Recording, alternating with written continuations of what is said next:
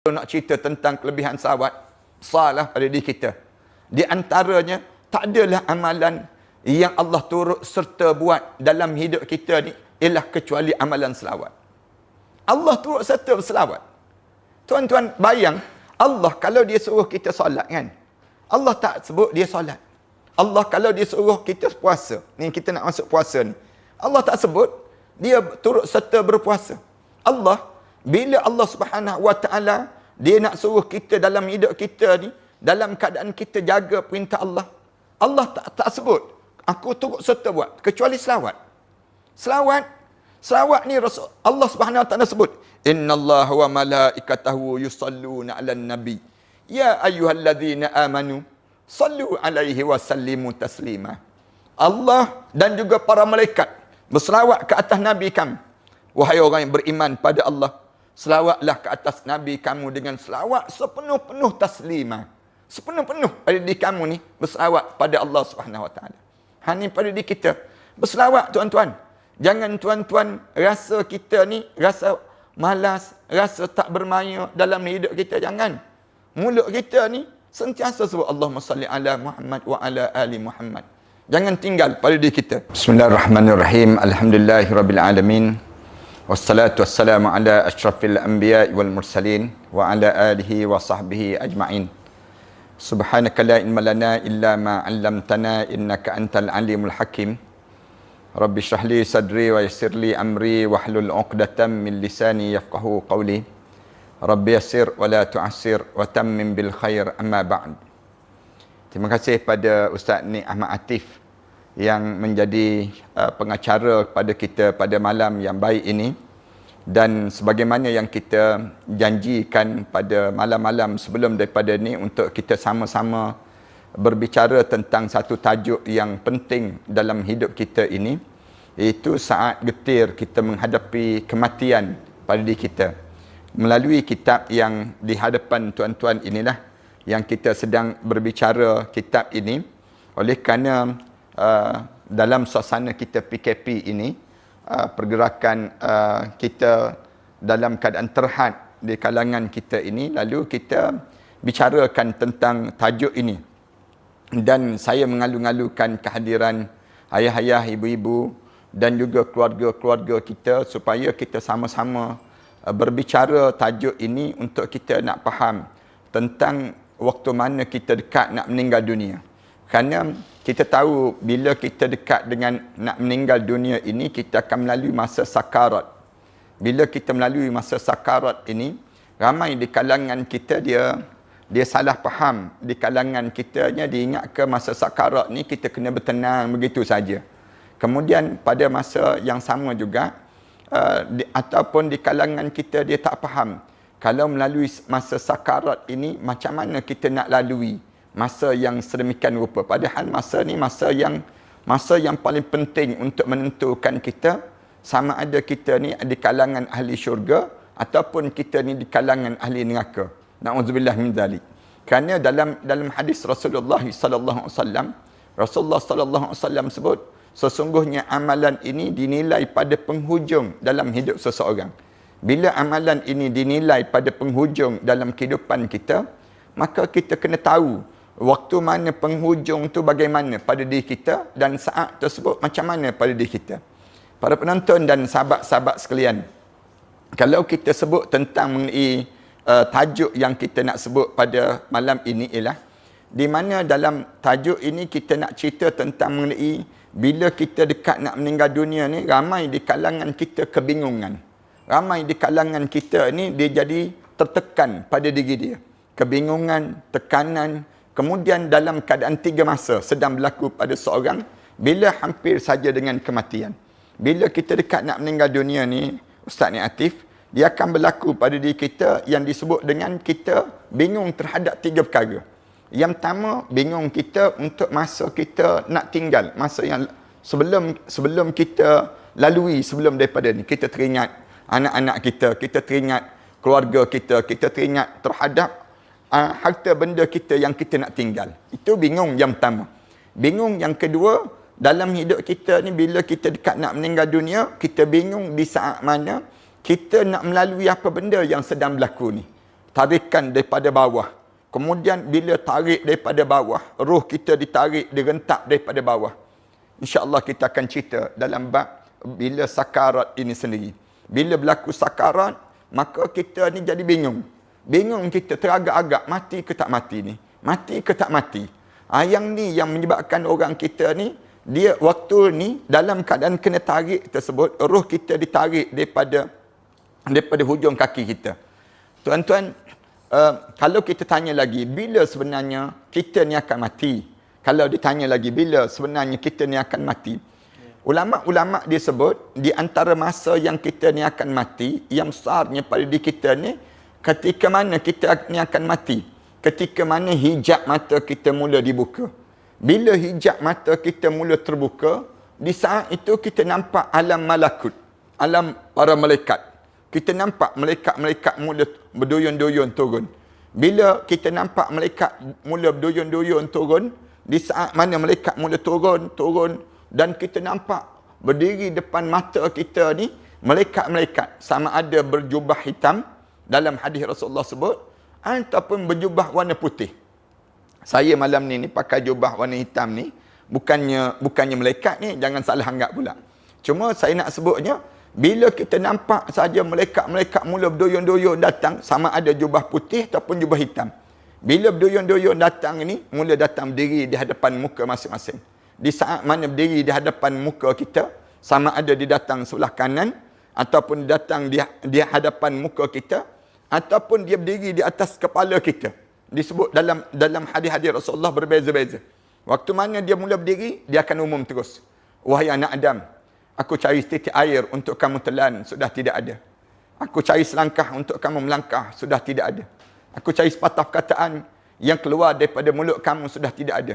Wahai roh, sila keluar daripada jasad ini.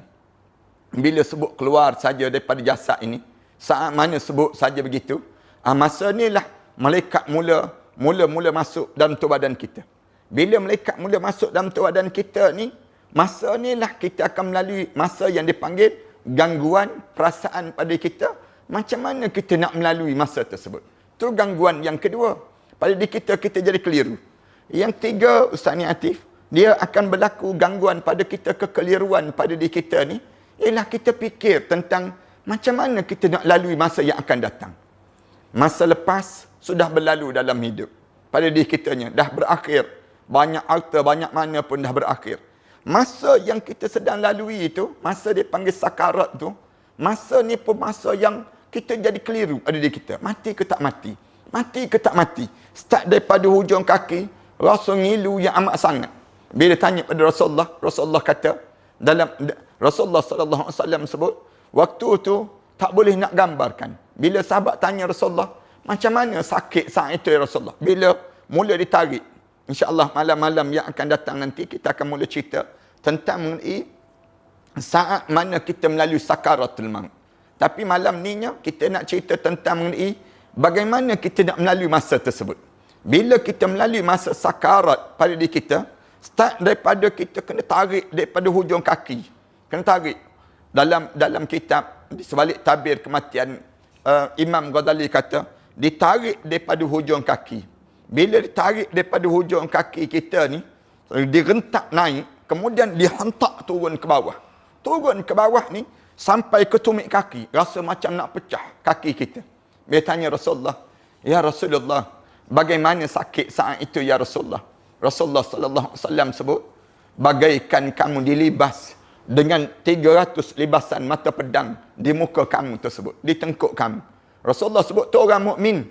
Kalau orang yang tidak mukmin, kita baca dah sebut dah pada malam kemarin tentang bagaimana Allah Subhanahu Wa Taala sebut, walau tara iziz zalimuna fi ghamaratil maut. Yang tidak mukmin ni, kalau kamu tengok kesian, sakit, takut, menggerunkan dan menakutkan di saat mana kita berlaku keadaan yang sedemikian rupa. Para penonton dan sahabat-sahabat sekalian, kemudian dalam masa yang sama fikir pula kita nak pergi ke kubur. Kita nak dibawa jenazah kita ni kejap lagi nak pergi ke kubur seorang-seorang. Dibawa ke kubur. Allahu Akbar. Bawa ke kubur. Kemudian diletakkan dalam kubur. Bila letak dalam kubur, orang tutup kubur kita. Kemudian bunyi tanah-tanah yang turun. Bila tanah-tanah yang turun tanah-tanah tersebut, bunyi telapak kaki yang terakhir meninggalkan kubur kita. Macam mana keadaan suasana yang demikian? Mula kita membayangkan kita seorang-seorang dalam kubur. Mula saat tersebut, kita dalam hidup kita ni tertinggal semua dah. Pangkat kita, jawatan kita, pengaruh kita, segala apa yang pada diri kita sudah tidak bernilai lagi saat yang demikian. Para penonton dan sahabat sekalian, masa yang paling penting dalam hidup ni, kalau ditanya pada saya bila masa yang paling penting dalam hidup, masa kita melalui sakarat. Bila kita melalui masa sakarat, kita perlu pada diri kita ni untuk jadi demikian. Tapi para penonton sekalian, ada orang yang Allah bagi tanda-tanda dia nak sampai pada sakarat. Malam ni, bila Ustaz ni Atif tanya, bagaimana orang yang Allah tak bagi tanda-tanda? Tiba-tiba datang terus sakarat dalam hidup dia. Bila macam kita ni, sihat-sihat ni. Sihat-sihat ni, tiba-tiba terkejut. Tiba-tiba tengok malaikat maut diri depan muka kita. Macam mana kita nak buat amalan tersebut? Tuan-tuan boleh tengok terus pada muka surat 10. Dalam kitab ini, saya memulakan tentang amalan ketika mana kita masih lagi sihat. Amalan yang masih lagi kita sihat, yang pertama pada diri kita, waktu mana kita masih lagi dalam keadaan yang sebegini, Ustaz ni Atif, di antara benda yang kita kena jaga, memperbanyakkan membaca Al-Quran Karim. Banyakkan baca Al-Quran pada diri kita. Ada lebih kurang 14 amalan. Sekarang ni, tuan-tuan, peluang pada kita lah. Saya nak sebut, orang baca Quran ni banyak kelebihan. Banyak sangat kelebihan. Baca Al-Quran dalam rumah kita. Firman Allah Ta'ala dalam Quran, وَنُنَزِّلُ مِنَ الْقُرْآنِ مَا هُوَ شِفَاءٌ وَرَحْمَةٌ لِلْمُؤْمِنِينَ وَلَا يَزِيدُ الظَّالِمِينَ إِلَّا قَسَارًا. Allah Subhanahu Wa Ta'ala sebut, sesungguhnya kami turunkan Al-Quran ini, dan kami turunkan ayat suci Al-Quran, ma huwa shifa. Dia menjadi apa saja jadi ubat. Quran ni jadi ubat dalam hidup kita. Wa rahmatun lil mu'minin. Dan Allah kata Quran ni jadi rahmat dalam hidup orang mukmin. Dalam hidup kita ni jangan tertinggal Al-Quran. Saya ulang banyak kali di kalangan kita kan, jangan ada di kalangan kita seorang pun yang tak boleh baca Al-Quran Karim. Bahkan di kalangan kita ni sentiasa hidup dengan membaca dan membaca Al-Quran Karim. Membaca Al-Quran ni penting dalam kehidupan kita ni. Setiap di kalangan kitanya kena baca. Kalau tak boleh baca, tolong dengar bacaan. Kalau tak boleh baca, tolong dengar bacaan. Kalau tak boleh juga, tolong hafal Al-Quran. Tolong hafal Al-Quran di kalangan kita. Jangan malas untuk menghafal Quran. Kalau tak boleh juga, hafal tak boleh, baca pun tak boleh. Saya cadangkan tuan-tuan, tolong tulis kembali Al-Quran Karim. Tolong tulis kembali Al-Quran Karim. Yang ni di antara kita dengan Al-Quran. Wa rahmatun. Al-Quran ni dia menjadi rahmat. Tolong belajar Al-Quran, kandungan Al-Quran dengan Al-Quran Karim. Lalu Allah Subhanahu Wa Taala, dia Quran ni wa rahmatun lil mu'minin. Belah kasihan Allah pada orang mukmin. Mukjizat yang masih lagi kekal yang dibawa oleh Rasulullah sallallahu alaihi wasallam sampai pada kita pada hari ini. Yang pertama Quran. Lalu Allah Subhanahu Wa Taala sebut, wala yaziduz zalimina illa khasara. Dia tidak menambahkan apa-apa kepada orang yang tidak mukmin kecuali Quran ni menjadikan kerugian pada mereka yang tidak mukmin pada Allah Subhanahu Wa Taala. Lalu kitanya diajar supaya yang pertama baca Al-Quran. Daripada hadis Rasulullah sallallahu alaihi wasallam sebut, ada pada muka surat 11. Tuan-tuan yang ada kitab ni, yang ada pada tuan-tuan ni, tuan-tuan boleh sama-sama tengok pada muka surat 11. Man qara'a harfan min kitabillah falahu bihi hasanatun wal hasanatu bi asri amsalha. La aqul alif lam mim harfun walakin alif harfun wal lam harfun wa mim harfun. Rasulullah sallallahu alaihi wasallam sebut, bacalah Quran. Man qara'a harfan, siapa-siapa yang baca satu huruf Al-Quran, min kitabillah, daripada Al-Quran, falahu bihi hasanatun, bagi diri dia Allah sediakan kebaikan yang banyak. Allah jadikan pada diri dia kebaikan yang banyak. Kemudian wal hasanatu bi asri amsalha. Manakala kita ni dengan baca Al-Quran ni, siapa yang baca sekali Al-Quran, dan Allah gandakan 10 kali ganda pada diri dia. Janganlah kamu sebut alif lam mim itu satu huruf. Rasulullah sebut demikian. Dia bukan satu huruf. Walakin alif harfun. Rasulullah kata, bila kamu baca alif sekali itu satu huruf. 10 kebaikan yang kamu ada. Kemudian lam harfun wa mim harfun di kalangan kamu. Saya nak sebut amalan yang pertama Quran. Quran, tuan-tuan. Kalau tuan-tuan masih sihat, tuan-tuan jangan tinggal Al-Quran. Ini amalan yang pertama yang perlu kita lakukan dalam hidup kita, membaca Al-Quran. Kemudian yang kedua, pada muka surat 12. Pada muka surat 12. Yang kedua, memperbanyakkan membaca surah Az-Zahrawain. Dalam hidup kita ni, jangan tertinggal daripada membaca Zahrawain. Dalam hidup kita ni, setiap hari, setiap masa, dalam kereta ke, biar rajin membaca Az-Zahrawain. Az-Zahrawain ni apa dia? Zahrawain ini, pembaca kelak akan mendapat syafaat di padang mahsyar. Zahrawain. Orang tanya, Zahrawain Ustaz? Baca Zahrawain ni apa dia? Suratul Baqarah wa Suratul Al-Imran. Itu Zahrawain. Dia panggil dua bunga yang indah. Yang Rasulullah sallallahu alaihi wasallam sebut dalam hadis Rasulullah yang diriwayatkan oleh Imam Ahmad daripada Abu Umamah radhiyallahu anhu sebut, Iqra'ul Quran fa innahu ya'ti yaumal qiyamah syafi'an li ashabi. Rasulullah sallallahu alaihi wasallam sebut, bacalah Al-Quran kerana sesungguhnya Al-Quran itu akan mendatangi kamu pada hari kiamat nanti syafaat bagi orang yang membaca Al-Quran. Rasulullah kata, lepas pada baca tu baca Quran yang umum. Kalau kita tak sempat baca dua surah ni. Lalu Rasulullah kata, Iqra'u Zahrawain.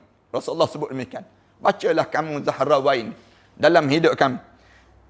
Az-Zahrawain Al-Baqarah wa Suratul Al-Imran. Surah Al-Baqarah dan Surah Al-Imran. Fa innahuma ta'tiyani yaumal qiyamah. Kerana dua-dua surah ini akan mendatangi kamu di hari akhirat nanti. Ka'annahuma ghamamatani atau ka'annahuma ghayayatani. Seolah-olah mereka ni kedua-dua datang seakan-akan dua awan yang besar yang menaungi diri kamu.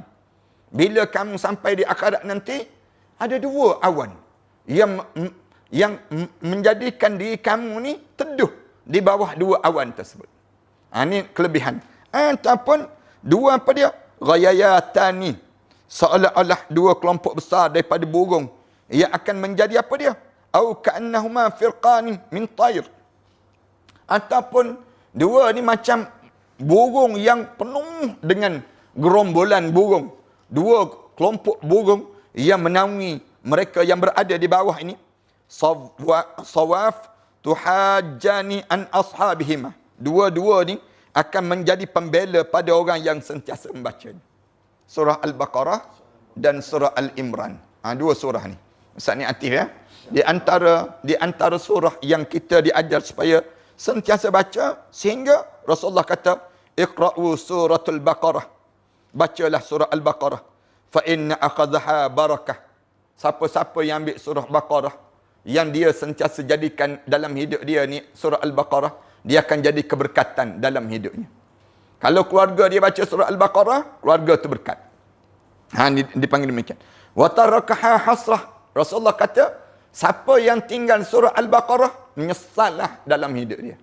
Yang tertinggal surah Al-Baqarah. Wala tastati'uhuma batalah. Dan nescaya mana-mana sihir yang cuba menyerang orang yang baca surah Al-Baqarah akan terbatal. Tak kuat. Kerana kekuatan surah Al-Baqarah itu menjadikan pada diri seseorang menjadi kuat dalam hidup mereka. Qala Muawiyah balagani annal batlah as-saharah. Katanya Muawiyah, bila tanya al-batlah tu apa dia? Lalu Muawiyah kata, itulah sihir. Sihir terbatal dengan surah Al-Baqarah. Kelebihan surah Al-Baqarah. Kalau kita rajin baca surah Al-Baqarah dalam rumah tangga kita, orang yang kena sihir pun sama juga baca surah Al-Baqarah dalam keluarga dia. Yang ketiga, amalan ketiga. Pada muka surat 14. Tuan-tuan tengok dalam muka surat 14. Lazimkanlah pada diri kita ni berselawat ke atas Nabi Muhammad sallallahu alaihi wasallam. Ni tiap-tiap hari. Berselawat tiap-tiap hari, wahai anak muda. Wahai orang tua. Jangan malas untuk berselawat pada Rasulullah sallallahu alaihi wasallam. Sentiasa berselawat pada Rasulullah. Dalam hidup kita ni, sentiasa kita ni Mulut kita ni Allahumma salli ala Muhammad wa ala ali Muhammad. Allahumma salli ala Muhammad wa ala ali Muhammad. Kenapa berselawat? Bibir kita ni berselawat. Selawat sepanjang masa. Allahu Akbar. Kalau nak cerita tentang kelebihan selawat, besarlah pada diri kita.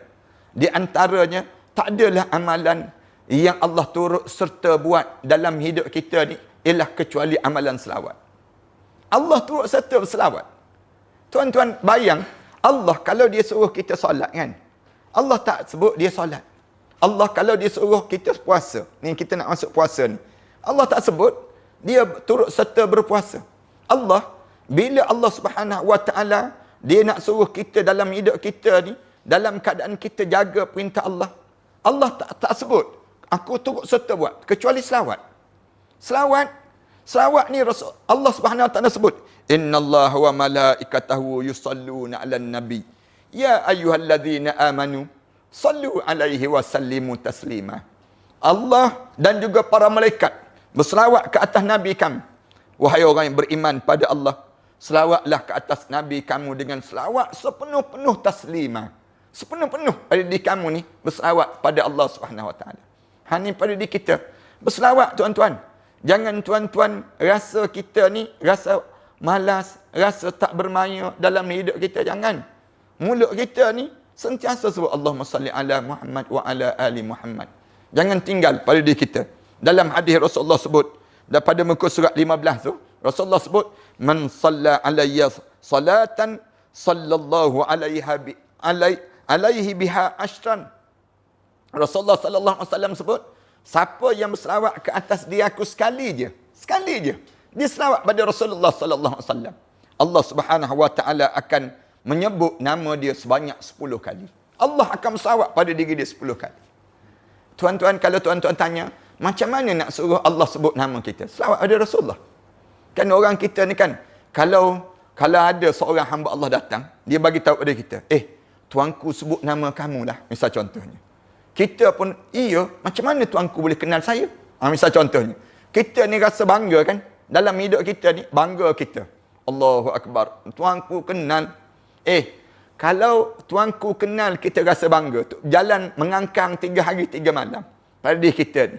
Kalau Allah Subhanahu Wa Taala kenal, dan kemudian Allah sebut pada para malaikat Allah, tengok tu, hamba aku ni, nama dia Ahmad Dusuki misal contoh.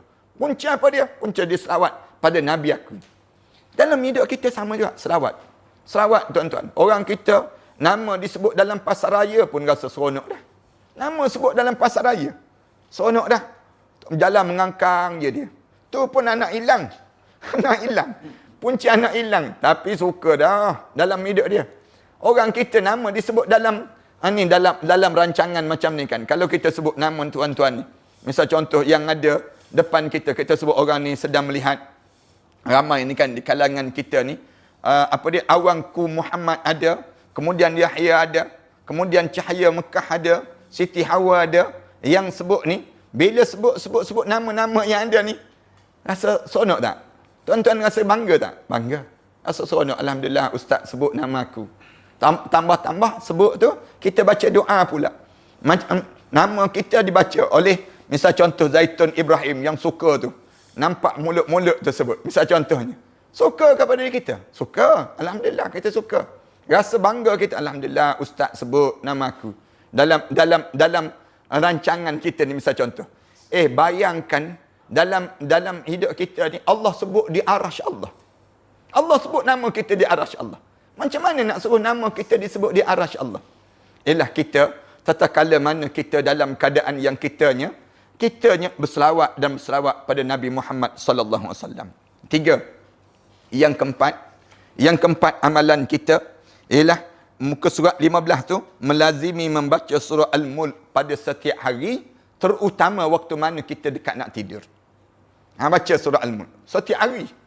Dalam hidup kita ni, wahai anak-anak muda, orang tua, baca surah Al-Mulk. Tabarakalladzi biyadihil mulk. Tabarakalladzi biyadihil mulk wa huwa ala kulli syai'in qadir. Alladzi khalaqal mauta wal hayata liyabluwakum ayyukum ahsanu amala. Wa huwal azizul ghafur. Baca dan baca. Ada di kita. 30 ayat je, bukan panjang pun. Dalam hidup kita. daripada Abu Hurairah, Rasulullah sallallahu alaihi wasallam bersabda, suratun minal Quran 30 ayah tashfa'u li sahibiha hatta yughfar lahu tabarakalladzi biyadihil mulk wa fi riwayatin fa akhrajathu minan nar wa adqalatul jannah. Dalam pada muka surat 16 tersebut, tuan-tuan boleh dapatkan. Pada muka surat 16 tersebut, Rasulullah kata, surah daripada Al-Quran yang mengandungi 30 ayat. Yang 30 ayat ni, tashfa'u li sahibiha, memberi syafaat pada orang yang membacanya. Orang yang baca, yang hafal lagi banyak. Yang hafal. Yang baca tu pun, yang baca tak hafal, tapi dia baca je. Banyak dah pada diri dia. Hatta yughfar lahu, sehingga kan rajinnya dia baca ni, terampun dosa dia. Terampun dosa yang Allah jadikan pada orang yang sedemikian rupa. Itu tabarakalladzi biyadihil mulk. Itu tabarakalladzi biyadihil mulk. Dalam satu riwayat yang lain, fa akhrajathu minan nar, dikeluarkan dia daripada api neraka Allah. Allah jadikan kelebihan surah Al-Mulk. Kemudian wa adkhalatul jannah, bukan keluar tak tergantung-gantung gitu, tidak, dan dimasukkan ke dalam syurga Allah Subhanahu wa taala. Ini kelebihan surah Al-Mulk. Demikian juga pada muka surat 17, Ibnu Abbas radhiyallahu anhu berkata, seorang sahabat Rasulullah sallallahu alaihi wasallam mendirikan kemah di atas sebuah kubur. Kerana sebelum itu beliau tidak tahu bahawa tempat itu adalah kubur. Dia tak tahu tempat itu kubur. Pada waktu itu beliau mendengar dari dalam kubur itu seorang yang membaca surah Al-Mulk sehingga khatam. Dia tidur dan di atas tanah tersebut. Kemudian dia buat kemah, kemudian dia tidur, dia dengar dalam kubur tu surah Al-Mulk. Sehingga dengar suara surah Al-Mulk daripada dalam tanah tu sehingga habis surah Al-Mulk. Kalau kita lari lintang pukang dah. Kalau kita dengar suara orang a'udzubillah dalam tanah pun kita lari dah. Ni tak, dia tak lari. Dia dengar sampai habis. Lalu beliau mengadu perkara itu pada Nabi Muhammad sallallahu alaihi wasallam. Sahabat ni dia mengadu pada Rasulullah sallallahu alaihi wasallam. Wahai Rasulullah, aku mendirikan sebuah kemah di atas sebuah kubur. Kemudian aku tidak tahu bahawa itu adalah kubur seorang. Dia cerita kepada Rasulullah. Ya Rasulullah, aku buat kemah di atas kubur. Kemudian aku sendirinya, dia kata, tak fikir itu kubur seorang. Pada masa itu, aku mendengar seorang membaca surah Al-Mulk sehingga tamat dalam kubur itu. Dia sebut kepada Rasulullah, aku dengar surah Al-Mulk dalam tanah tu ya Rasulullah. Rasulullah bersabda, hiyal mani'ah hiyal munjiyah tunjihi min adzabil qabr. Rasulullah sebut surah Al-Mulk ini al-mani'ah, surah yang menghalang. Rasulullah sebut hiyal munjiyah, dan dia juga surah yang menyelamatkan. Rasulullah sebut tunjihi min adzabil qabr, menyelamatkan seorang itu daripada azab kubur. Ayah-ayah, ibu-ibu, siapa saja yang mendengar, tolong saya nak sebut. Kalau tuan-tuan nak suruh selamat, saya selamat, tuan-tuan selamat, rajin baca surah Al-Mulk. Rajin surah Al-Mulk. Rasulullah sebut 3 kelebihan. Surah Al-Munjiyah, surah Al-Mun'iyah, surah yang menyebabkan kita ni tunjih min azabil qabr. 3 benda Rasulullah sallallahu alaihi wasallam sebut. Mun'iyah maksudnya apa dia? Al-Mani'ah. Surah Al-Mani'ah menghalang apa dia? Malaikat munkar dan nakir datang untuk dia mengazabkannya. Kemudian Al-Munjiyah menyelamatkan kubur dia. Akan bila masuk dalam kubur, orang yang ada surah Al-Mulk dalam dada dia ni, bila dia masuk dalam kubur, di saat mana dia masuk dalam kubur, lapang selapang-lapangnya kuburnya. Nampak tempat dia dalam syurga Allah Subhanahu wa taala. Dan min azabil qabr, dia terselamat diri dia daripada azab kubur itu sendiri. Dalam riwayat lain, Rasulullah sallallahu alaihi wasallam bersabda, Rasulullah sallallahu alaihi wasallam sebut, man qara'aha kullu lailah mana'ahu biha min azabil qabr. Rasulullah sallallahu alaihi wasallam sebut, siapa-siapa yang baca surah Al-Mulk setiap malam, mana'ahu biha min azabil qabr, Allah akan halang dia daripada terkena azab kubur. Bila malam kita tidur, tiba-tiba dalam keadaan kita tidur ni, kita tertidur dengan surah Al-Mulk. Habis dia baca surah Al-Mulk malam tersebut, maka kita masuk dalam kubur, tidak ada azab kubur untuk diri kita. Ini kelebihan. Dan saya dapati bahawa ada dah masjid-masjid yang malam je lepas isyak, lepas dia bagi salam, istighfar dan baca tasbih dan sebagainya, baca surah Al-Mulk ramai-ramai. Ni masjid-masjid sebelum PKP ni lah. Sebelum pergerakan kita dihadkan ini, maka ada masjid-masjid yang baca. Boleh, tak ada masalah. Tapi sebaik-baiknya, saya nak sebut baca bila? Kalau ada orang tanya lagi. Ustaz, malam tu kita baca, kemudian besok, dalam keadaan besok tersebut, malam tersebut kita baca, kemudian malam tu kita balik borak dahulu, kemudian kita tidur. Jadi tak jadi. Ulama kata, sebaik-baiknya sebelum tidur, baca surah Al-Mulk. Itu sebaik-baiknya. Yang seterusnya, yang kelima dalam hidup kita ni, kalau kita sihat-sihat, tengah-tengah sihat ni, lazimkan baca ayat kursi setelah mana selesai solat fardu.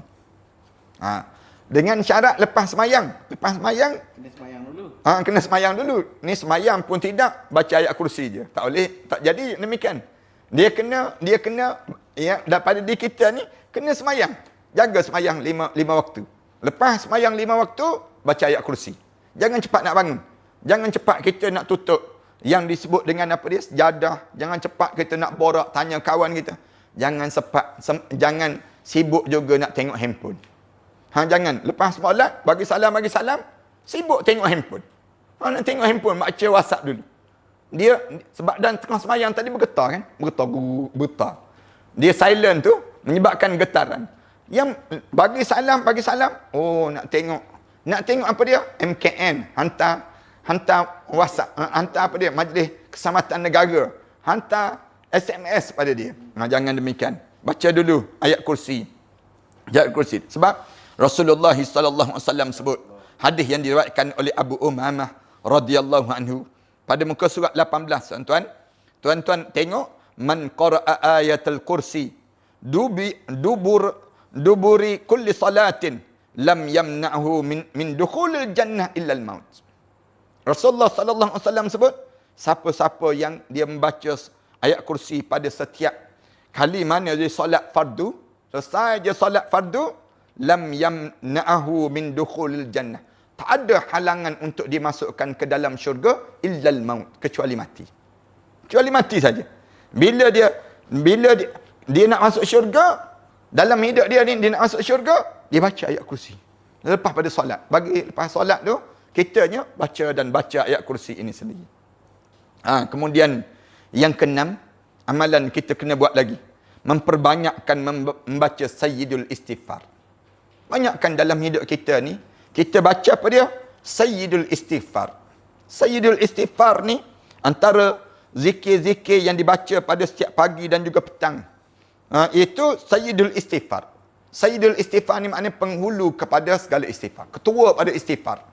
Ketua pada istighfar ni, kita sentiasa baca pada diri kita. Yang dijanjikan dengan syurga kepada siapa yang bacanya, lalu dia meninggal pada hari itu, sama ada pagi ataupun petang, sebagaimana hadis yang diriwayatkan oleh Imam Bukhari. Disebut, Allahumma anta rabbi, la ilaha illa anta, khalaqtani, wa ana abduka wa ana ala ahdika wa wa'dika mastata'tu a'udzu bika min syarri ma sana'tu abu'u laka bi ni'matika alayya wa abu'u bi zambi faghfir li fa innahu la yaghfiru dzunuba illa anta. Ni boleh baca ya. Yang kat rumah ni tolong baca ramai-ramai insya-Allah. Kita akan baca sekejap lagi dengan admin, dengan ada ramai-ramai yang di kalangan kita ni, kita baca ramai-ramai, saya baca, tuan-tuan boleh ikut. Yang disebut dalam hadis yang diriwayatkan oleh Syaddad bin Aus radhiyallahu anhu, Rasulullah sallallahu alaihi wasallam pernah bersabda. Rasulullah sebut, Sayyidul Istighfar an yaqulal abd. Penghulu kepada istighfar seorang hamba itu disebut, Allahumma anta rabbi, la ilaha illa anta, khalaqtani wa ana abduka wa ana ala ahdika wa wa'dika mastata'tu a'udzu bika min syarri ma sana'tu abu'u laka bi ni'matika alayya wa abu'u bi dhanbi faghfir li fa innahu la yaghfiru dzunuba illa anta. Lalu Rasulullah kata apa dia? Man qalaha min naharin muqinan biha. Siapa-siapa yang dia setiap hari pada siang hari dia baca dengan penuh keyakinan Sayyidul Istighfar tadi, muqinan biha, famata min yaumihi, tiba-tiba hari itu dia meninggal dunia. Dia meninggal dunia pada hari tersebut. Qabla an yumsi. Sebelum petang. Sebelum sampai malam. Sebelum sampai malam. Bahawa min ahlil jannah. Confirm dia di kalangan ahli syurga Allah. Confirm. Confirm di kalangan ahli syurga Allah Subhanahu Wa Taala. Wa man qalaha minal lail. Rasulullah sebut. Siapa-siapa yang dia sebut pada malam hari pula. Dia malam hari. Dia sebut. Dia sebut. Baca Sayyidul Istighfar tadi. Allahumma anta rabbi la ilaha illa anta. Khalaqtani wa ana abduka wa ana ala ahdika wa wa'dika mastata'tu. A'udzu bika min syarri ma sana'tu. Abu'u laka bi ni'matika alayya wa abu'u bi dhanbi. Faghfir li fa innahu la yaghfiru dzunuba illa anta. Dia baca penuh dengan keyakinan. Dia baca tu, Allahumma anta rabbi tu, wahai Tuhanku, kamulah Tuhanku. Allahumma anta rabbi. Mulut kita sebut, Allahumma anta rabbi. Ya Allah, kamu Tuhan aku. La ilaha illa anta. Tak ada Tuhan dah melainkan kamu, ya Allah. La ilaha illa anta. Khalaqtani. Kamu menciptakan aku, kamu menjadikan aku, ya Allah. Wa ana abduka, aku ni hamba kamu, ya Allah. Wa ana ala ahdika, aku ni masih lagi pegang janji dengan janji kamu. Kemudian wa wa'dika, aku ni masih lagi dengan janji kamu. Mastata'tu, aku akan tunai seupaya mungkin dalam hidup aku. A'udzubika min syarri ma sana'tu. Jauhkanlah aku daripada segala kejahatan yang pernah tercipta daripada diri aku. Yang aku buat ni sendiri. Abu'u laka bi ni'matika alayya. Kemudian aku berlindung pada kamu daripada kejahatan yang telah aku lakukan.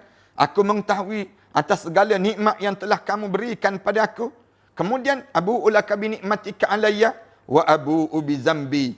Dan aku mengakui segala dosa-dosa aku. Wa abu'u bi zambi. Aku tahu, ya Allah, aku ni ada dosa dalam hidup aku ni. Faghfir li, tolong ampunkanlah dosa aku, ya Allah.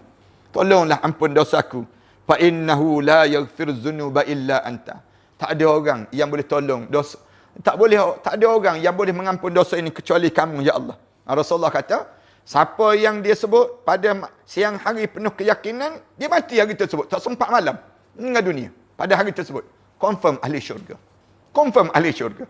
Rasulullah sallallahu alaihi wasallam sebut, mana-mana orang yang pada malam hari dia baca dan dia ulang, dia baca dan dia ulang ayat-ayat ni, kemudian pada malam hari, malam tu dia meninggal dunia. Qabla an yumsi fahuwa min ahlil jannah. Wa man qalaha minal lail wa huwa muqinun biha. Siapa-siapa yang dia meninggal dunia dalam keadaan dia baca kalimah tersebut pada malam hari dengan keadaan dia yakin sungguh, famata qabla an yusbih. Dan dia meninggal dunia sebelum mana subuh keesokan hari, bahawa min ahlil jannah. Confirm ahli syurga juga di kalangan mereka. Tuan-tuan, kalau tuan-tuan nak suruh semua di kalangan kita ni ahli syurga Allah Subhanahu Wa Taala, tolonglah baca doa Sayyidul Istighfar ini. Saya baca, tuan-tuan semua ikut. Dan saya harap supaya semua boleh ikut. Yang saya baca ni, admin-admin yang ada ni, dan termasuk dengan Ustaz ni Atif. Boleh ikut yang saya baca ni. Tuan-tuan yang kat rumah pun tuan-tuan baca juga. Saya baca, tuan-tuan ikut. Kemudian saya sebut, saya ijazahkanlah istighfar, Sayyidul Istighfar ini pada tuan-tuan. Tuan-tuan jawablah dekat rumah masing-masing. Saya terimalah ijazah istighfar ini. InsyaAllah. Boleh ya? Saya dapat dekat guru saya dahulu pun begini juga. Kemudian saya sebut pada tuan-tuan secara online. Tuan-tuan jawab. Kami terimalah. InsyaAllah. Mudah-mudahan semua dapat manfaat pada malam ini dengan Sayyidul Istighfar yang kita belajar bersama pada malam ini. Saya baca, tuan-tuan ikut semua. Allahumma anta rabbi. Allahumma anta rabbi. La ilaha illa anta. La ilaha illa anta. Khalaqtani. Wa ana abduka. Wa ana abduka. Wa ana ala ahdika. Wa ana ala ahdika. Wa wa'dika. Wa wa'dika. Mastata'tu. Mastata'tu. A'udzu bika min syarri ma sana'tu. Min syarri ma sana'tu. Abu'u laka bi ni'matika alayya wa abu'u bi dhanbi. Faghfir li fa innahu la yaghfiru dhunub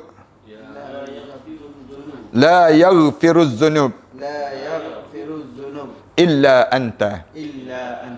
Amin ya rabbal alamin. Saya ijazahkan pada semua para hadirin sekalian yang mendengar, mengikuti rancangan ini kerana Allah Ta'ala. Kami terima. Ni para hadirin sekalian buat amalan. Istighfar sebegini. Tuan-tuan buat amalan. Mudah-mudahan dia akan memberi kebaikan pada kita. Yang ketujuh, amalan yang ketujuh. Walaupun kita tak sakit, walaupun kita tak ada tanda-tanda yang kita nak meninggal dunia, amalan yang ketujuh, sentiasa beristighfar dan bertaubat pada Allah. Kalau tak boleh, selawat panjang sangat Ustaz dalam hidup kita ni. Kemudian kita yang nak baca semua tadi, baru malam ni baru dengar. Baru kali ni baru dengar. Lalu, kita baca apa dia? Amalan pada kita ni, baca doa ni. Innallaha yaqbal. Yang ketujuh, sentiasa beristighfar. Beristighfar dan juga bertaubat pada Allah Subhanahu Wa Taala. Pada muka surat 20. Dalam kitab ini, Rasulullah pernah menasihati umatnya agar sentiasa bertaubat pada Allah. Pintu taubat masih lagi terbuka. Masih lagi terbuka. Walaupun pintu-pintu rumah diminta tutup. Di saat ini. Tapi pintu-pintu taubat masih lagi terbuka. Di kalangan kita. Sentiasa terbuka buat kita. Jangan menunggu kedatangan hamba-Nya yang hanya menunggu kedatangan hamba-Nya yang mahu kembali pada jalan agama yang diredai di sisi Allah. Daripada Ibnu Umar radhiyallahu anhu, sesungguhnya Rasulullah sallallahu alaihi wasallam bersabda, "Innallaha yaqbalu taubatal 'abdi ma lam yugharghir." Sesungguhnya Allah menerima taubat seorang hamba ni sehingga bila? Sehingga malam yugharghir. Ghir, sehinggalah roh kamu sampai di halkum. Ni sampai di halkum. Ni guru saya sebut, ni sampai di sini. Para hadirin sekalian, bila kita dekat nak meninggal dunia ni, benda yang bila sampai di halkum ni, kebanyakan mulut manusia sebut lah. Dia sebut terus, qala inni tubtul an. Sekarang saya taubatlah ya Allah. Roh hujung kaki tu tak taubat. Perangai manusia ni. Manusia ni payah nak bertaubat. Roh di hujung kaki, dia tak taubat lagi. Dia teragak-agak lagi. Mati ke tak mati? Mati ke tak mati? Mati ke tak mati? Naik, tarik sampai ke lutut. Bila tarik sampai ke lutut tu, dah pada diri dia tu, tak mati lagi ni, tak mati lagi. Syaitan ni sebut, jangan taubat, jangan taubat. Relax bro, relax, katanya syaitan. Syaitan dia sebut demikian. Kemudian tarik lagi sampai ke pinggang. Bila tarik sampai ke pinggang ni perangai manusia dekat nak meninggal dunia ni. Dia rasa lagi sejuk di pusat dia tu, turun ke bawah. Turun ke bawah, turun ke bawah tu. Dia masih lagi tak nak taubat. Ini perangai manusia ni. Bila dia rentak daripada bawah, zup naik sampai ke halkum. Bila sampai ke halkum tu, sampai di halkum, mulut sebut terus, qala inni tubtul an. Sekarang juga aku taubat ya Allah Rasul. Ini perangai hodohnya perangai manusia dipanggil demikian. Bila sampai di halkum ni, malaikat jawab terus, walaisatit taubatu lil ladzina ya'maluna as-sayyi'at. Tidak dianggap taubat orang yang hidup dia biarkan diri dia buat benda-benda yang buruk dalam hidup ni. Hatta iza jaa ahadahumul maut, sehinggalah roh dia sampai di halkum tu, mulut dia kata apa dia? Qala inni tubtul an. Sekarang aku taubatlah ya Allah disebut. Satu dalam Ibnu Abbas radhiyallahu anhu berkata, Rasulullah sallallahu alaihi wasallam sabda, "Man lazimal istighfar, ja'alallahu lahu min kulli hammin faraja." Rasulullah kata, siapa-siapa yang dalam hidup dia sentiasa beristighfar, membiasakan diri dia beristighfar. Astaghfirullahalazim, astaghfirullahalazim. Mulut dia ni, dia jadi kulli hammin faraja. Setiap bebanan hidup ada jalan penyelesaian pada diri dia. Ustaz ni hati kerak kan berdebar kan? Berdebar-debar je pada diri dia. Bila kita berdebar-debar pada diri kita ni, nak ubat dia apa dia? Istighfar. Istighfar. Kulli hammin faraja. Kemudian, wa min kulli dhiqin makhraja. Rasulullah kata, yang kedua, daripada benda yang sempit dalam hidup. Susah je. Kita ni tengok rumah kita keliling, dinding-dinding rumah. Kemudian, dengan yang disebut dengan COVID-19 ni pula, pada diri kita ni, rasa sempit je dada. Rasa sempit dada. Rasulullah kata, makhraja, ada jalan penyelesaian. Bila kamu rajin istighfar. Riuhkan rumah kalian dengan istighfar.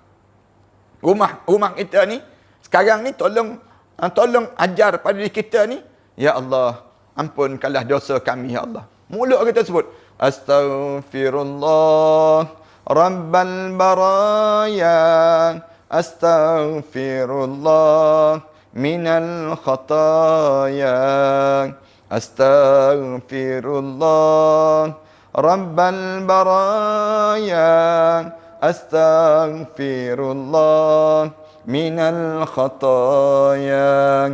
Ni kalimah-kalimah yang kita boleh sebut. Kalau panjang sangat, sebut gitu je.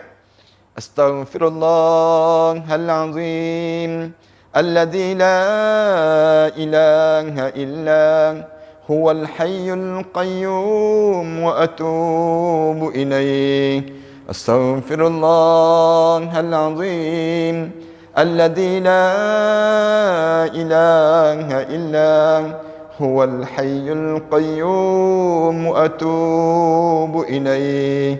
Ni kalimah-kalimah yang kita boleh sebut dan kita boleh ulang di kalangan kita demikian. Rasulullah sebut warazaqahu min haitsu la yahtasib. Yang ketiga, Allah bagi rezeki yang tak disangka-sangka dalam hidup. Ni rezeki. Kita sangka ke kita nak menyambut Ramadan ni? Tak sangka dah kita ni. Tak sangka dah kita ni. Dekat sangat dah. Boleh ke tak boleh 14 hari bulan ni lepas kita daripada PKP ni? Wallahu alam. Istighfar. Maknanya tolong istighfar ramai-ramai di kalangan kita. Istighfar. Kalau kita kerap istighfar, insya-Allah Allah jadikan min kulli dhiqin makhraja. Allah jadikan jalan penyelesaian pada kita. Wa min haitsu la yahtasib wa razaqahu min haitsu la yahtasib. Rezeki-rezeki yang tak dijangka-jangka. Saya dapat panggilan ataupun saya dapat juga dengan SMS di kalangan kita ni ramai. Orang kita ni di antara benda yang dia nak, dia kata, Ustaz, saya tak ada kerja, Ustaz. Saya nak kerja. Yang sekarang ni pula ramai tak dapat kerja. Yang tak ada kerja ni fikir macam mana nak bayar rumah. Macam mana nak survive hidup ni sendiri. Saya minta supaya banyakkan istighfar. Banyakkan istighfar di kalangan kita. Bila kita banyak istighfar di kalangan kita ni, Allah jadikan penyelesaian jalan hidup kita ni. Dalam hadis Anas bin Malik meriwayatkan bahawa beliau mendengar Nabi SAW sabda, Allah berfirman dalam sebuah hadis kursi pada muka surat 21. Dalam kitab ni, ya ibn Adam, innaka ma da'utani wa rajautani ghafartu laka ala ma kana minka wala ubali. Ya ibn Adam, law balagat zunubuka anana as-sama' summa astaghfartani ghafartu laka wala ubali. Ya ibn Adam, innaka law atawit anni biqurabil ardi khataya summa laqitani la tusyrik bi syai'a la ataituka biqurabiha maghfiratan. Cantik. Ni hadis kursi. Dalam hadis kursi disebut, wahai anak Adam, sesungguhnya kamu sentiasa berdoa padaku. Da'autani, memanggil nama aku. Wa rajautani, dan kamu sentiasa mengharapkan daripada aku. Ghafartu laka ala ma kana minka wala ubali. Aku ampunkan segala apa yang ada pada kamu. Aku tak peduli langsung yang lepas-lepas dalam hidup. Kamu berdoa je pada aku. Kamu minta je dengan aku. Aku tidak akan lepaskan segala benda yang kamu buat sebelum daripada ni. Wala ubali. Aku tak peduli langsung. Aku tak ambil kira langsung yang lepas-lepas. Ya bani Adam, Allah sebut dalam hadis kursi, ya bani Adam, law balagat zunubuka ananas sama. Kalaulah dosa kamu ni memenuhi sampai ke langit. Dosa kamu ni banyak kan? Dosa-dosa yang dibuat ni ananas sama, memenuhi langit-langit, daripada bumi sampai ke langit, menjulang sampai ke langit. Summastaghfartani, kemudian kamu minta ampun je, kamu istighfar je pada aku, katanya Allah. Ghafartu laka wala ubali, aku ampunkan segala dosa-dosa kamu dan aku tak peduli banyak mana pun dosa yang kamu ada tersebut, aku tak peduli pada diri kamu. Kemudian Allah Subhanahu Wa Taala sebut lagi, yang lepas-lepas kamu buat dosa banyak mana pun, nak sebutnya. Ingat ni, pendosa-pendosa. Dan saya sendiri yang banyak dosa. Siapa saja di kalangan kita yang berdosa. Ingat ni, dengan hidup kita ni, kadang-kadang kalian telefon pada saya. Malam-malam ada orang telefon. Pukul 2 pagi telefon. Bila saya angkat, ada seorang pemuda dia. Saya angkat. Saya tanya, kenapa, ada apa? Dia jawab, Ustaz, saya baru lepas berzina, Ustaz. Saya baru lepas berzina. Dia menangis teresa-esa. Saya tak pernah dalam hidup saya ni saya buat dosa sebegini, dia sebut. Dia menangis sungguh-sungguh. Ada pemuda yang datang jumpa dengan saya. Kemudian peluk saya. Kemudian peluk saya ni menangis di atas bahu saya ni. Cerita yang dia buat dosa dalam hidup dia. Saya hanya jawab, istighfarlah. Mintalah ampun pada Allah. Saya tak boleh nak tolong kalian kecuali kalian tolong diri kalian. Tolong macam mana dalam hidup kita ni? Minta ampun pada Allah. Minta ampun pada Allah. Kita ni minta, ya Allah, tolonglah ya Allah. Tolong kurniakan keampunan kami. Mulut kita sebut ya, astaghfirullahalazim. Banyak dosa-dosa. Orang kita ni buat dosa ni banyak. Di kalangan kita ni kalau kita senarai, dosa ni lebih bahaya daripada COVID-19. Lebih bahaya daripada yang disebut dengan COVID-19. COVID-19 kita ni, dalam kabut dah kita ni. Basuh tangan, pakai face mask, pakai penutup muka. Kemudian kita ni macam-macam cara kita buat kan. Pantang bersentuh. Pantang, tak nak sentuh. Jumpa dengan orang gini dah sekarang ni. Nak sebutnya tepuk dada je kepada kita. Tak salam dah diri kita. Dosa-dosa. Dosa-dosa ni, ni kita pula petang-petang dengar daripada kementerian. Berdebar je. Dengar sidang media kementerian tu, tiap-tiap petang ni rasa berdebar je hidup ni. Kenapa? Kerana nak dengar perkembangan terhadap COVID-19. Perkembangan dosa. Orang kita ni tak sabar-sabar dalam hidup dia, yang diri dia ni akan berjumpa dengan dosa. Sebanyak mana pun dosa yang kamu buat, wala ubali, aku tak peduli. Istighfar. Ya ibna Adam. Allah Subhanahu wa taala sebut dalam hadis kursi lagi. Ya ibna Adam, innaka law ataitani biqurabil ardi. Sekiranya kamu datang pada aku, kamu datang dengan dosa-dosa dalam keadaan dosa-dosa sepenuh bumi dan kamu menemui aku dalam keadaan tidak menyekutukan aku dengan sesuatu pun. Disebut lagi, ataitani biqurabil ardi khataya. Kamu datang tu, dosa-dosa yang kamu buat salah ni penuh atas muka bumi ni.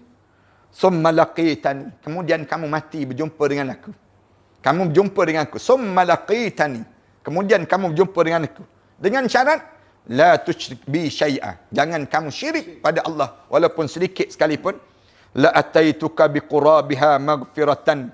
Nescaya aku akan datang pada diri kamu dengan keadaan aku ampunkan dosa kamu sebanyak mana pun yang ada pada diri kamu tadi. Ini Allah Subhanahu wa taala sebut gambaran bagaimana keampunan Allah Subhanahu wa taala ini sendiri. Kita kena ingat dalam firman Allah dalam surah Nuh, Allah Subhanahu wa taala sebut apa dia? Faqultu astaghfiru rabbakum innahu kana ghaffara. Allah Subhanahu wa taala sebut faqultu astaghfiru rabbakum. Maka dalam hidup kamu ni berkata pada mereka, mohonlah keampunan, istighfarlah kamu kepada Tuhan kamu. Kerana Allah ni innahu kana ghaffara. Allah ni mengampun dosa-dosa kamu. Kemudian Allah berfirman lagi, kali ini Allah mengajak para hamba yang beriman agar segera bertaubat. Dalam jelas Allah panggil orang yang beriman pada Allah. Allah sebut apa dia? Dalam surah Ibrahim, surah At-Tahrim, ayat yang ke-66. Pada muka surat 23 tu, Allah Subhanahu wa taala sebut, ya ayyuhalladzina amanu tubu ilallahi taubatan nasuha. Wahai orang yang beriman pada Allah, bertaubatlah kamu dengan taubat pada Allah dengan sebenar-benar taubat. Nasuha, taubat yang sebenar. Asa rabbukum an yukaffira ankum. Mudah-mudahan Allah, Tuhan kamu akan menghapuskan segala dosa-dosa kesalahan yang kamu lakukan sebelum daripada ini. Yukaffira ankum sayyiatikum. Dan Allah akan hapus segala benda yang buruk yang kamu lakukan di atas dunia. Dengan syarat kamu taubat. Ini hebatnya Islam. Hebatnya Islam, mulut sendiri sebut. Hati kita biar tulus pada diri kita. Tu badan kita ni nampak sujud pada Allah Subhanahu wa taala. Minta kepada Allah Subhanahu wa taala, wa yudkhilakum jannatin tajri min tahtihal anhar. Bila kamu diampun dosa, kamu tidak ada beban, Allah masukkan kamu dalam syurga Allah Subhanahu wa taala. Syurga ni Allah kata apa dia? Tajri min tahtihal anhar. Mengalir air di bawah dia tersebut. Yauma la yukhzillahu an-nabiyya walladzina amanu ma'ah. Yauma la yukhzillahu an-nabiyya walladzina amanu ma'ah. Dia pada hari Allah tidak akan menghinakan Nabi dan orang-orang yang beriman bersama dengannya tersebut. Pada mahsyar, pada hari kiamat ni, hari yang Allah memuliakan Nabi-Nabi dan juga mereka walladzina amanu ma'ah. Orang yang beriman dengan apa yang dibawa oleh Nabi tersebut. Nuruhum yas'a baina aydihim. Cahaya-cahaya tu bergerak cepat di antara aydihim, di sebelah kanan dan kiri mereka. Wa bi aymanihim yaquluna rabbana atmim lana nurana waghfir lana innaka ala kulli syai'in qadir. Wahai Tuhan kami, sempurnakanlah pada kami segala cahaya-cahaya yang kamu bagi pada kami. Waghfir lana, tolong ampunkanlah dosa kami. innaka ala kulli syai'in qadir. Sesungguhnya kamu ya Allah di atas segala sesuatu kamu yang berkuasa ya Allah. Ini hidup orang yang beriman pada Allah Subhanahu wa taala. Yang ke-8 tuan-tuan. Ini amalan kita. Amalan yang perlu kita lakukan dalam hidup kita ni. Amalan waktu mana kita sihat-sihat ni lagi. Apa dia? Pada muka surat 24. Memperbanyakkan bersedekah dan berwakaf. Banyakkan. Saya kira kalau kita ni ada rezeki Allah bagi pada kita, tolong alihkan semua rezeki-rezeki kita ni ke akhirat Allah. Rezeki kita yang ada ni, tinggal untuk keperluan dunia ni sikit. Manakala segala benda alih ke akhirat. Alihkan. Maksud alih ni apa dia? Bersedekah lah. Jangan tuan-tuan cari harta. Kita ni dapat harta, cari harta. Kemudian kita simpan untuk dunia. Kita mati masuk dalam kubur seorang-seorang. Harta kita atas dunia, orang sibuk berebut. Orang sibuk nak ambil harta benda kita. Kita dalam kubur tersesa. Jangan begitulah dalam hidup. Dalam hidup kita ni, ayah-ayah, ibu-ibu, semua di kalangan kita ni, kalau kita ada rezeki yang Allah bagi pada kita, tanah kita, rumah kita, segala apa, kenderaan kita dan segalanya, ambil harta ni, hantar ke akhirat terus. Pergi jumpa dengan AJK Masjid. Saya wakafkan rumah saya. Saya wakafkan kenderaan saya. Kalau saya meninggal dunia, saya dah meninggal dunia, harta ni menjadi milik masjid. Harta ni menjadi milik madrasah. Menjadi milik ma'had. Kita sebut demikian. Berjumpa di kalangan kita. Ataupun kita dengar mana-mana ustaz yang sedang buat kerja-kerja amal. Sekarang ni kita sedang buat kerja-kerja amal. Bantu orang tu, bantu orang ni. Kita keluarkan bahagian kita. Ambil bahagian saya. Waktu mana kita bagi itu, jangan kita ingat kita bagi pada tabung tu. Jangan. Kita sedang bagi pada diri kita sendiri. Setiap kali mana kita bagi ni, kita bagi pada diri kita balik. Di akhirat nanti kita berjumpa balik yang kita bagi ni. Tuan-tuan jangan risau tuan-tuan. Yang kita infak, kita sedekah, kita bagi segala benda dalam hidup kita ni, semua di akhirat nanti kita akan dapat. Dengan syarat kita buat kerana Allah dalam hidup kita. Untuk apa kita simpan di dunia? Bila kita meninggal dunia, tertinggal barang-barang kita di atas dunia. Ramai dah di kalangan kita jadi demikian. Ramai dah orang kita ni. Satu saya sentiasa sebut kan, Ustaz ni aktif kan, kita ni buat amalan-amalan di kalangan kita ni, antaranya kita bangunkan ma'had tahfiz. Saya sendiri bangun. Tu nombor akaun yang ada tu tuan-tuan, yang bergerak tu, kita sedang bangunkan ma'had tahfiz. 5 buah sekolah ma'had tahfiz kita bangun. Kemudian kita buat masjid. Kemudian kita buat benda-benda amal soleh. Semua ni nak bagi ruang. Kalau tuan-tuan ada rezeki, tuan-tuan pakak-pakaklah di kalangan kita untuk kita sama-sama bangunkan. InsyaAllah setakat ni kita jalankan dengan cara yang baik. Dan kita susun lebih kurang 10 tahun dah. Kita gerakkan dengan gerakan ini. Alhamdulillah. Kita telah bangunkan di Pulau Langkawi. Di antara Gunung Mak Cincang dengan Gunung Raya. Kita bangunkan tempat tersebut. Kita bangunkan di Kelantan di atas sawah padi. Tempat yang cantik. Kita bangunkan yang terbaru di Kuala Terengganu. Kita sedang bangunkan. Dan kita sudah ratakan tanah. InsyaAllah kita nak bangunkan masjid di atas tapak tanah tersebut. InsyaAllah. Dan kita sedang bangunkan di tepi sungai. Di Jantuk Pahang. Cantik kawasan tersebut. Dan kita sedang berusaha di Shah Alam ini. Nak cari tapak yang sesuai untuk nak bangunkan ma'had tahfiz. Dan kita doa. Mudah-mudahan Allah jadikan di Shah Alam ini ada ruang yang kita boleh bangunkan bersama. Amalan ini yang kita kena, yang kita ingat bila dekat nak meninggal dunia, di antara benda orang nak buat ialah bersedekah. Rasulullah sallallahu alaihi wasallam sebut dalam pada muka surat 25, ma naqasat sadaqatun min malin wa ma zadallahu 'abdan bi'afwin illa izzah wa ma tawadha'a 'abdun illa rafa'ahu Allah.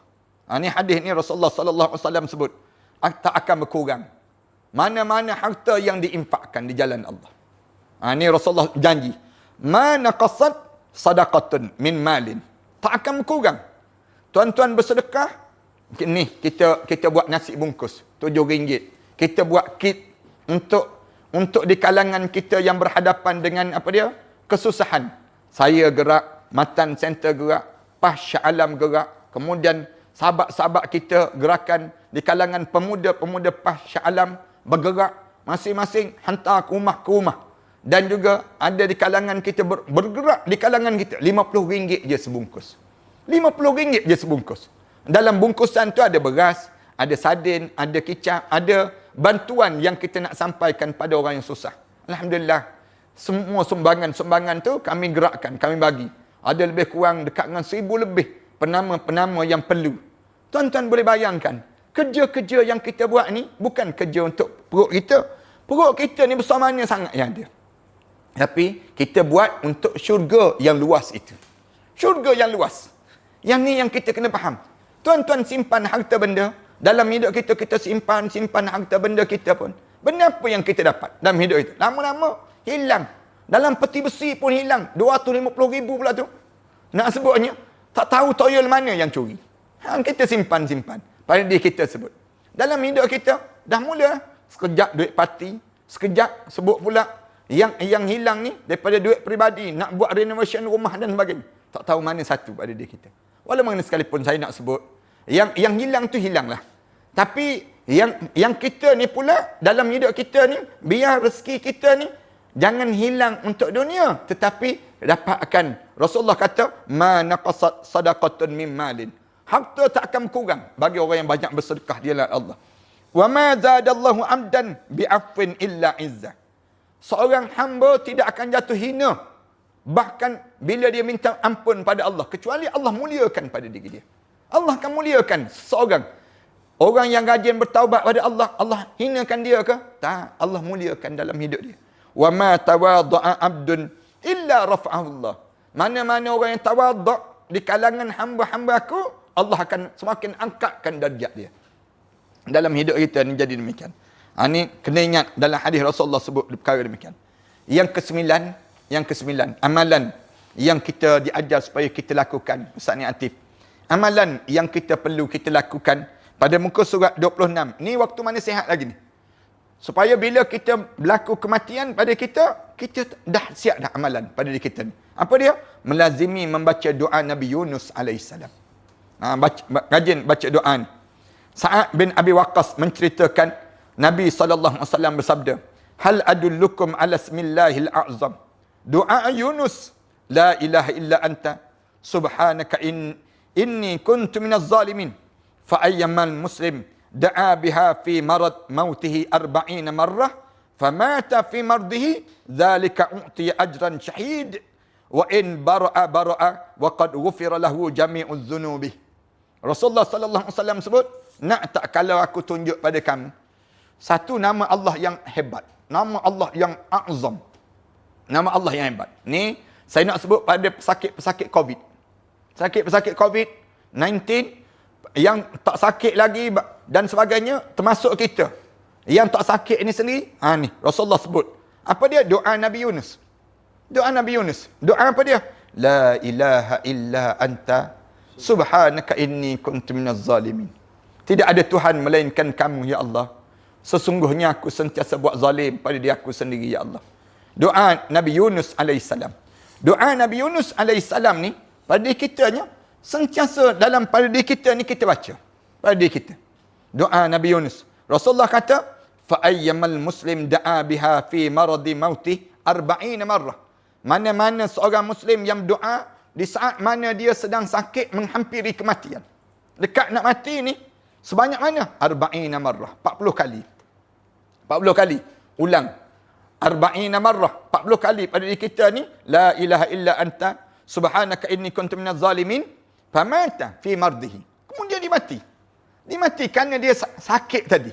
Sakit ni ayah-ayah, ibu-ibu yang sedang mendengar ni. Saya nak sebut sangat. Ibu saya, kemudian ayah saya dan semua keluarga-keluarga saya yang mengikuti rancangan ini.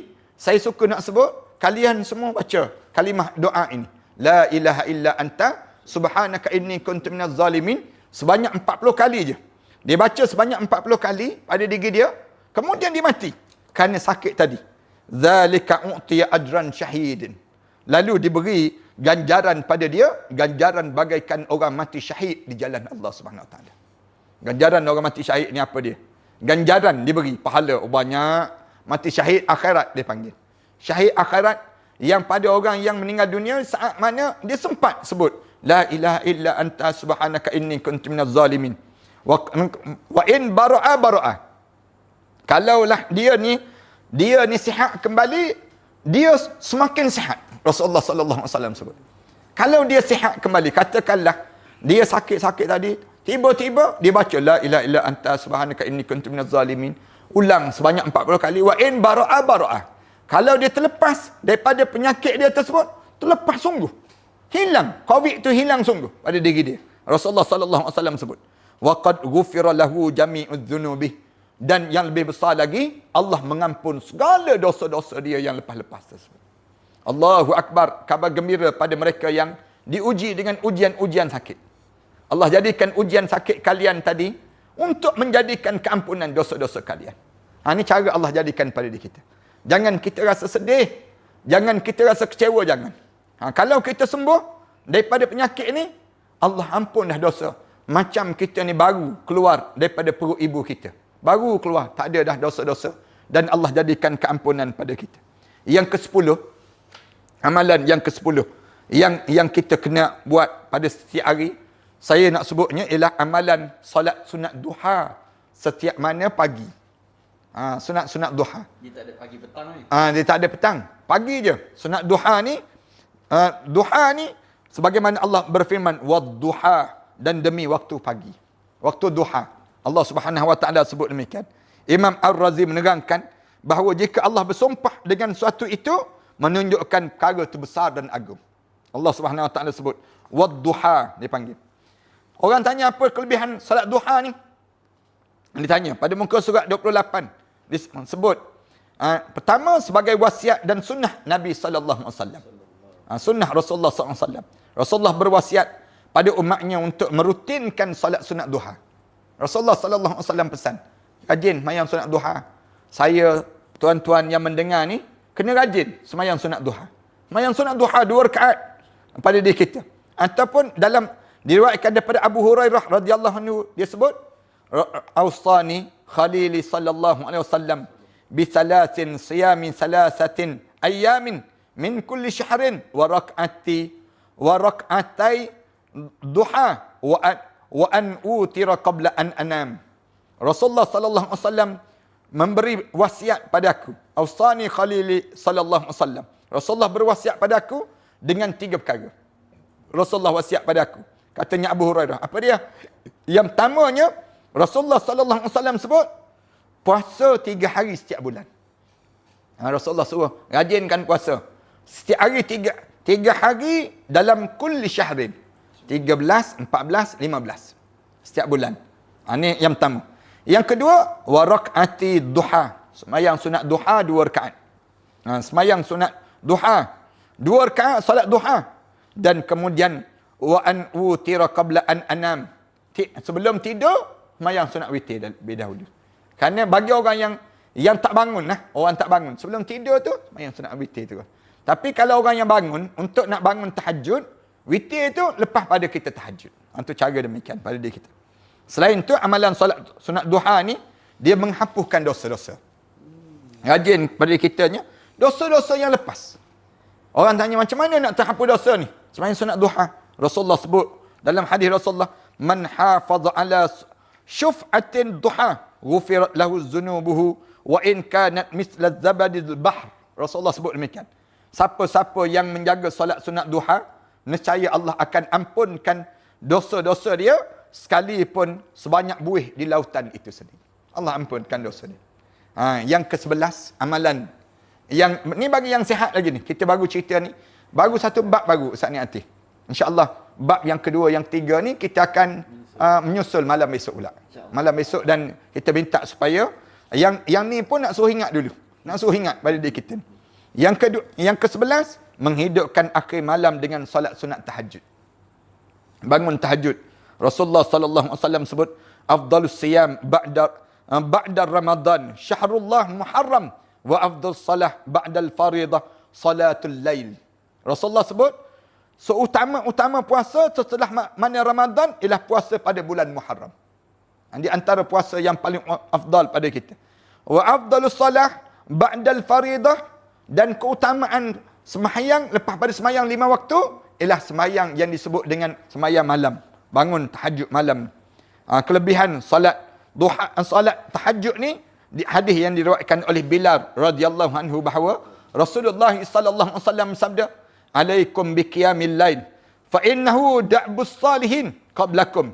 Rasulullah kata, hendaklah membiasakan pada kamu bangun malam, kerana itu amalan orang soleh sebelum daripada kamu. Da'bus salihin alaikum qablakum wa in qiyamul lail qurbatun ila Allah. Mana-mana orang bangun qiyamul lail mendekatkan dia dengan Allah. Wa manhatu anil its, dan menjauhkan dia daripada dosa. Wa takfiru lisayyi'at, dan Allah mengampunkan segala keburukan yang pernah dilakukan. Wa matradatul lidda anil hasad, dan dia akan menjauhkan seorang itu dan menolak penyakit-penyakit kedengkian orang pada jasad dia itu sendiri. Itu cara Rasulullah sallallahu alaihi wasallam sebut. Bagaimana kitanya diajar supaya bangun tahajud malam pada diri kita. Seterusnya amalan yang ke-12 dalam hidup kita sebelum kita mati ni. Amalan ke-12 pada muka surat 33. Kita menghadiri majlis ilmu yang merupakan taman syurga di dunia. Saya nak pesan demikian. Ayah-ayah, ibu-ibu, kalian semua bangun tahajud malam. Jangan tertinggal. Kemudian duduk dalam majlis ilmu. Duduk majlis ilmu. Sekarang majlis ilmu kita secara online. Cari. Mana-mana ustaz-ustaz yang ada online tu, kita duduk. Kita dengar terus. Sekarang ni ustaz-ustaz semua dalam online. Melalui online. Kita pun buka lah. Melalui online. Jangan kita nak suruh anak kita je online. Kita sendiri pun biar kita turut serta dalam majlis ini. Dapat pahala kepada diri kita. Dapat pahala. Wa ma kanal mu'minuna liyunfiru kaffah. Allah Subhanahu wa taala sebut, kenapa tidak patut bagi orang beriman keluar semuanya pergi perang. Falaula nafara min kulli firqatin minhum ta'ifatun liyatafaqahu fid din. Mengapa tidak ada di kalangan orang mukmin satu kelompok yang tafaqquh dalam agama dia. Fid din wal yunziru qaumahum. Dan dia memberi peringatan pada kaum dia. Setakat ni alhamdulillah majlis ilmu ni banyak di kalangan kita. Kita buat amalan-amalan ini sendiri. Ni. Dengan kita duduk majlis ilmu, kita dapat ketenangan dan kerahmatan Allah. Dipermudahkan jalan kita ke syurga pada muka surat 35. Dan diberi dalam hadis Rasulullah sebut, "Man salaka tariqan yaltamisu fihi ilman, sahhalallahu lahu tariqan ilal jannah." Siapa-siapa yang bersusah payah untuk mencari ilmu, Allah akan permudahkan jalan dia untuk masuk dalam syurga Allah Subhanahu wa taala. Banyak ganjaran pahala pada diri kita. Dan yang ke-13, para penonton yang dihormati sekalian, banyakkan pada diri kita ziarah kubur. Ziarah kubur. Ini di antara amalan yang perlu kita buat. Bawa ayah-ayah kita, mak kita ni pergi ke kubur. Kalau kita ada masa, sekarang ni, kalau kita ada peluang lepas pada PKP ni, dah terbuka dah, ziarah kubur. Ziarah kubur. Di kalangan kita sibuk orang tulis. Kalau lepas pada PKP ni, nak buat apa? Tulis. Yang pertama, ziarah kubur. Ziarah kubur. Jangan cepat nak pergi pasar raya. Jangan cepat. Jangan cepat nak pergi berjalan ke mana. Mula kita sibuk. Orang kita sibuk dia tulis. Di kalangan mereka sebut, kalaulah lepas PKP ni, kita nak meloncat. Ada nak terbang. Macam-macam gaya pada mereka tersebut. Tak perlu. Antara benda yang perlu kena buat, bawa mak tu, bawa ayah tu pergi ke kubur. Pergi ke kubur. Ziarah ke kubur. Rasulullah sallallahu alaihi wasallam ajar, bila kita ziarah kubur, banyak hikmah yang kita dapat di sebalik ziarah kubur. Dan yang akhir sekali, diajar supaya kitanya amalkan satu doa maksur yang sesuai untuk diamalkan. Sebagaimana yang dimuatkan oleh Imam An-Nawawi dalam kitabnya yang masyhur dalam Riyadus Salihin. Imam Muslim meriwayatkan, kana Rasulullah sallallahu alaihi wasallam pada muka surat 39. Kana Rasulullah sallallahu alaihi wasallam yuksiru an yakul qabla an yamut.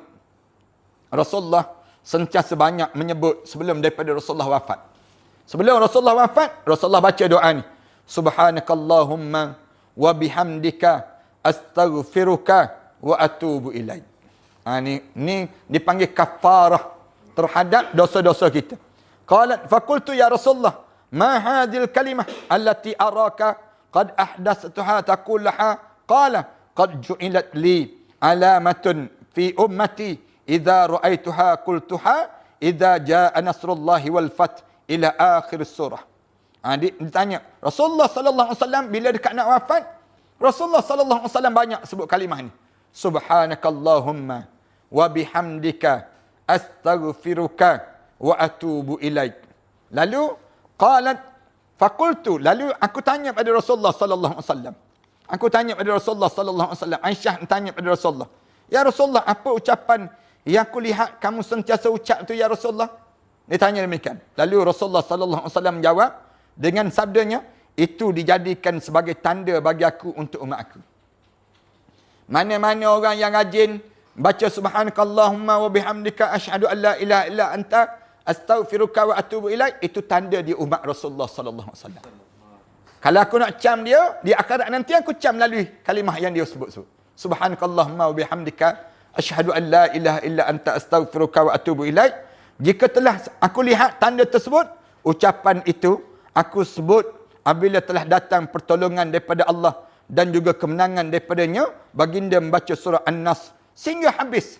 Rasulullah sallallahu alaihi wasallam bila turun iza jaa nasrullahi wal fath, Rasulullah sallallahu alaihi wasallam ulang. Rasulullah sallallahu alaihi wasallam sebut subhanakallahumma wa bihamdika asyhadu an la ilaha illa anta astaghfiruka wa atubu ilaik, dan tanda-tanda itulah yang Allah kurniakan pada kitanya sendiri. Tuan-tuan, malam ini kita asalnya bercadangnya untuk nak habiskan. Tapi oleh kerana panjang perbincangan ini, saya hanya baru sebut satu baru. InsyaAllah kita sambung pada malam besok pula insyaAllah dalam sebahagian lagi. Jadi sahabat-sahabat yang nak kepada kitab ini boleh terus ke Matan Bis yang Matan Publication. Boleh di talian yang ada tu insyaAllah, yang terpampang di mana admin kita akan letak di tersebut. Kemudian tuan-tuan boleh dapatkan di talian tersebutlah insyaAllah buku kitab ini sendiri. Kemudian dalam masa yang sama, malam besok malam yang penting lagi. Bila kita ziarah orang sakit, kemudian yang kedua, bila kita sakit. Kita ni sendiri sakit. Tadi kita sebut kita belum sakit lagi, kita sihat-sihat lagi.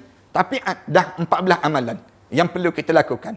InsyaAllah malam besok kita akan sambung dalam membicarakan tentang mengenai bagaimana keadaan kita ni sakit pula. Bagaimana saat kita sakit, dan kita berbicara dengan tajuk-tajuk inilah insyaAllah. Mari kita sama-sama baca doa. A'udzubillahi minasyaitanirrajim. Bismillahirrahmanirrahim. Alhamdulillahirabbil alamin. Wassalatu wassalamu ala asyrafil anbiya'i wal mursalin wa ala alihi wa sahbihi ajma'in. Rabbana iftah bainana wa baina qaumina bil haqq wa anta khairul fatihin. Ya Allah, anugerahkan pada kami husnul khatimah. Jauhkanlah kami ya Allah daripada dimatikan dalam keadaan su'ul khatimah. Ya Allah, ya Tuhan kami, berkatilah setiap amalan kerja kami ini. Murahkanlah rezeki kami ya Allah. Samakanlah kami daripada penyakit yang sedang dideritai di kalangan umat manusia saat ini ya Allah, iaitu COVID-19 ini ya Allah. Ya Allah, ya Tuhan kami sembuhkanlah mereka yang sedang menderita dengan penyakit itu ya Allah. Jauhkanlah kami daripada melakukan kerja-kerja syirik pada kami pula ya Allah, di saat mana kami teruji dengan ujian-ujian sebegini ya Allah. Rabbana alaika tawakkalna wa ilaika anabna wa ilaikal masir. Ya Allah, jadikanlah setiap mereka yang mengaminkan doa ini di kalangan ahli syurga kamu ya Allah. Ya Allah, jadikanlah setiap mereka yang menulis tulisan amin itu ya Allah di kalangan ahli syurga ya Allah. Jadikanlah mereka yang hadir di majlis ilmu ini di kalangan ahli syurga ya Allah. Rahmatilah kedua ibu bapa mereka ya Allah. Rahmatilah kedua ibu bapa kami ini ya Allah. Jadikanlah bagi mereka yang telah meninggal dunia itu kubur-kubur mereka taman di antara taman-taman syurga ya Allah. Rabbana atina fid dunya hasanah wa fil akhirati hasanah wa qina adzaban nar. Sallallahu ala Muhammad wa ala alihi wa sahbihi wa sallam. Walhamdulillahi rabbil alamin.